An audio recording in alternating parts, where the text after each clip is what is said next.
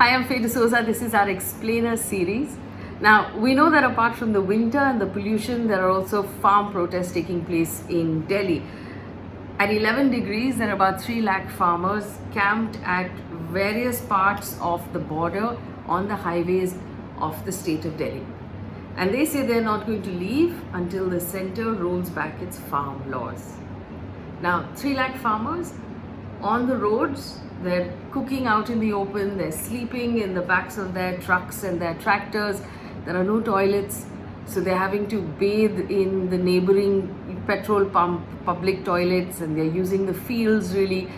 And most of them are in their 60s and their 70s, so you really have to wonder what's going on. What could possibly make them commit to a protest that is so physically strenuous? What's going on is actually that these farmers are protesting the government's new farm laws. And these farm laws came in a few months ago.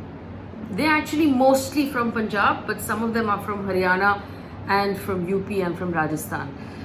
They're part of a Delhi Chalo protest. So they left from Punjab on the 26th of November and they headed towards Delhi as part of their protest. And of course, we know on the road, the police tried to stop them. There were barricades, there was tear gas used, there were water cannons used in Haryana specifically. They had to cross Haryana from Punjab to get to Delhi, but the farmers didn't stop. They kept going, and now they have got into Delhi, and they say they will not leave until they get their demands. So we have to look at what they're protesting, right? Because with all of the coverage that we're seeing right now come out of these farmer protests, there are terms like APMC and MSP that a lot of the urban audience doesn't really understand. So here's a breakdown of why these farmers are protesting. Now, back in September, the government passed through Parliament 3 laws. They have very complicated names. The Farmer Produce Trade Commerce Law, the Farmers Agreement Price Assurance, and the Essential Commodities Amendments. But I'm going to break it down to simple language. This is what these laws effectively do. What they do, first of all, is allow for farmers to sell directly to private sector outside of the government-controlled mandis. The government-controlled mandis are called APMCs. They also allow for the private sector to enter into contracts with farmers and sort of place an order on what they want the farmers to grow so that they can buy it when the farmer is done growing. They also remove all of the regulations on hoarding. So the private sector is now allowed to stockpile, food. So, for example, up till now, hoarding was illegal. A trader couldn't hoard, say, onions, because they would hoard enough onions and then drive up the price, or then open the hoard and then drop the price. So they could manipulate the price through hoarding. That regulation has also been removed. Now the government says that these combined regulations they're using the word liberate the farmer, sort of free up the farmer from the monopoly of the APMCs, from the corruption in the APMCs, and allow the farmer to enter the open market and be able to get whatever price they wanted from the private sector. It sounds great. But why are the farmers then protesting this? And to understand that, we have to actually step back a little bit and figure out what the system was before these rules were brought in. Until now, farm produce was bought and sold primarily in APMCs. APMCs are state government regulated markets or mandis, and only licensed traders can actually buy in the APMC. Now the APMC physically requires the farmer to bring his produce to the market. That was a problem because a lot of times farmers couldn't afford to bring it. Once they brought it, they couldn't afford to take it back. There aren't too many APMCs in the country. There are about a little over 6,000 on the last count, and that doesn't cover a lot of the country. And so farmers who either couldn't afford to go to the APMC would then sell it to a trader at whatever price that they could get. Now, on paper, the APMCs offer protection to small farmers because it's a regulated space. There are licensed traders. There's someone to complain to if you have a problem. But over a period of time, APMCs have become a sort of den of monopoly and corruption, and the middlemen or the traders are ruling the roost. The government argues that the APMC system is flawed, and the only way to fix it is to allow the farmers direct access to the private sector, to allow private sector to set up similar mandis across the country. And that still sounds pretty good. But why are the farmers then protesting? Well, the farmers are protesting the details in these laws, and the devil is really always in the details, right? So what they're saying fundamentally is, if the private sector starts to set up mandis which don't have to pay the cess or the tax, they don't have to pay their dues to the state government, over a period of time, the private sector mandis, because of competition, will wipe out the APMCs. And if the APMCs get wiped out, then the farmers will effectively be left only at the mercy of the private sector, and the private sector will then begin to drive down prices, and the farmers will have no option, and they'll have nowhere else to go. Now they also argue, remember, the APMC is where the farmers get their MSP. MSP is a minimum support price. I want to give you an example. Now MSP is offered for crops like rice and wheat and mainly staple crops. Now when a farmer has a bumper crop and he has a huge harvest and he brings it to the market, and there's a glut of that same process because everybody's had a bumper crop at that time, and there's a lot of wheat coming to the market, the price of wheat will come down and the farmer will not recover what he has invested into that crop. What the MSP does is that the government offers a minimum price at which the government itself will buy, and the APMC offers that price. Now, farmers argue that if the APMCs are weakened by this law over a period of time and the APMCs shut down, the MSP will go with them, because technically a private sector mandi is under no obligation to offer the MSP. And so there's no guarantee in the new law of the MSP, and that's what worries the farmer. Remember, 80% of the farmers in our country are small farmers, which means they have small tracts of land. They're not very big farmers, and so they feel they will not be able to really have any bargaining power against corporates on the legal front. Remember, these laws do not mandate for a written contract. So if there's a problem later, the farmer will have trouble going up against a big corporate. Also, if there's a problem later, this law specifies that you cannot go to court.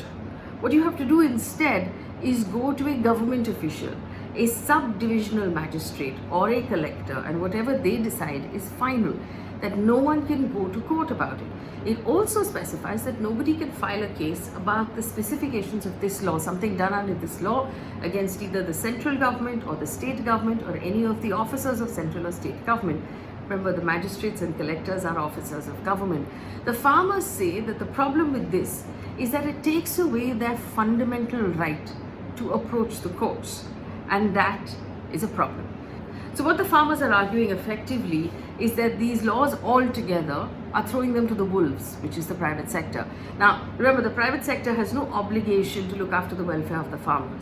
The private sector's obligation fundamentally is to its shareholders and to its profits. So that's what it's going to be looking out for, and that's the farmer's fundamental position.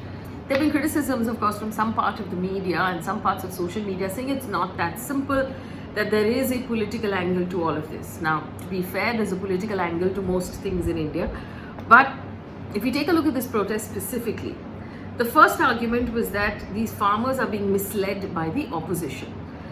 Now, to suggest that they're being misled 5 months after these laws have been placed in the public domain is, sort of suggesting that they haven't fully been able to understand these laws in 5 months' time, that they're that naive. But that theory got debunked when the farmers have made a point-by-point presentation to the central government on their main concerns with these laws, and the government has heard them out and acknowledged those concerns, which should sort of make us conclude that if the government is acknowledging these concerns, then these farmers are not, say, that naive, or they haven't been able to understand the law.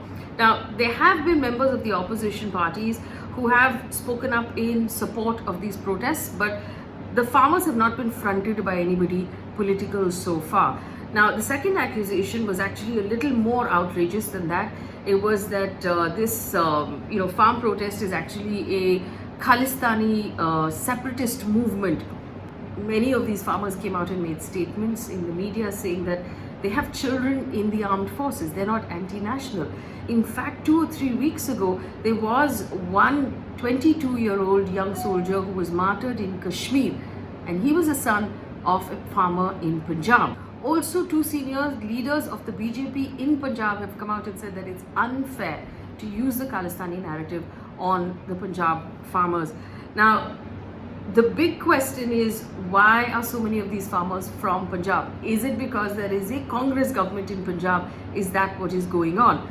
The real reason is because Punjab farmers grow mostly wheat and rice. Most of the wheat and rice is grown in Punjab, and these are MSP crops. So they actually benefit the most from the APMC system. They benefit the most from the MSP system, and they stand to lose the most if either the APMC or the MSP system were to be challenged or in some way weakened in the future, which is why so many of them are from Punjab and from Haryana, which is the other state that grows a lot of wheat. And so while the Congress, like I said, has spoken up in support of this protest, including the Chief Minister of Punjab, there have also been parties who were allies of the BJP who have supported the protest as well. The Shivmani Akali Dal, as you know, actually pulled out of the NDA alliance in the central government, and its minister actually resigned. So the question that we have to ask now is, what happens now? The farmers have dug in their heels. They have said that until and unless the farm laws are altogether withdrawn by the government and an MSP assurance is given to them in writing, they are not going to call off the protest. Now, there's going to be another round of talks on the 5th of December, and this is obviously a developing story, and we're going to have to see how long this goes on for, but the farmers seem fairly adamant in what they're doing. One of the signs of how adamant they were was when they had gone to Vigyan Bhavan to have this conversation with the government. It extended for 7 hours. There was obviously a lunch break. They refused to have any lunch that was offered to them by the government. They refused to have the chai that was offered to them by the government. They had lunch brought in from the protest site, and that's what they ate. So that's a sign of, the fact that they're not really seeing eye to eye, and the farmers are sort of standing their ground. And this, like I said, is going to be a developing story. So we're going to track it very closely. Keep an eye on my channel on YouTube. Subscribe to the channel and you'll receive regular updates. I also want to leave you with a message. This is, of course, a lot of effort goes into putting these pieces together. We're a 4-member team on this channel, so we're working really, really hard. So my request to you is obviously like, share, subscribe. Share this video with anyone you feel will benefit from the information or will be interested in the information.